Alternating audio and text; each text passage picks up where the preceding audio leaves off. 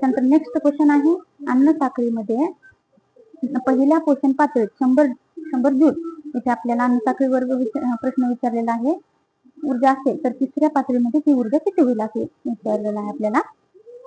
पहिला ऑप्शन आहे 1 joule, 10 joule, 1000 joule आणि 10,000 जूल. तर ऊर्जेचा जो आपण त्याला मनोऱ्याचा सिद्धांत म्हणतो ऊर्जेचा, त्याच्यामध्ये एका पोषण पातळीकडून दुसऱ्या पोषण पातळीकडे असा मनोरा ऊर्जेचा, एका पोषण ऊर्जेचा मनोरा, त्यामध्ये एका पोषण पातळीकडून दुसऱ्या पोषण पातळीकडे जी ऊर्जा ट्रान्सफर होत असते, हस्तांतरित होताना केवळ 10% ऊर्जा जात असते. म्हणजे सुरुवातीला जर समजा 100 असेल तर त्या 100चे 10% किती होते, 10. तर वरच्या पोषण पातळीमध्ये जाताना किती, 10% ट्रान्सफर होत असते. त्याच्यामुळे असं जे आहे ते ऊर्जेचा मनोऱ्याचा सिद्धांत, ज्यांना की आपण लँडमनचा 10% लॉ असं आपण त्याला म्हणतो.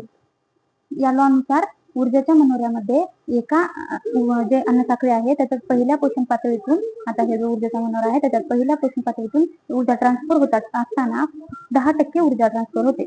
असे पण बरेच प्रश्न आपल्याला PYQ मध्ये पाहायला भेटतात. त्यामुळे हा पण अत्यंत महत्वाचा क्वेश्चन आहे. आता इथे आपल्याला दिलेला आहे पहिल्या पोषण पातळीमध्ये 100 जूल आहे. म्हणजे आता इथे पहिल्या जे पोषण पातळी आहे त्याच्यामध्ये 100. मग आता इथे आपल्याला त्याच्यानंतर तिसरी विचारली, दुसऱ्यात गेल्यानंतर 10% जाणार आहे. त्याच्यामुळे दुसऱ्या तिथे ट्रान्सफर झाली दुसऱ्या पोषण पातळीत, तर 10% झाली. त्याच्यानंतर आपल्याला तिसऱ्याच विचारलेलं आहे, तिसऱ्यामध्ये किती जाणार. जर आपल्याला तिथे लॉ नुसार 10% म्हणल्यावर 10चे पुन्हा 10% किती, 1%. तर इथे जे आहे 1 जूल एवढीच ऊर्जा तिसऱ्या पोषण पातळीमध्ये ट्रान्सफर होणार आहे. त्याच्यामुळे या जो प्रश्न आहे त्याचे जे करेक्ट आन्सर आहे ते आहे ऑप्शन क्रमांक 1 जूल एवढीच ऊर्जा तिसऱ्या पोषण पातळीमध्ये आपल्याला पाहायला भेटणार आहे.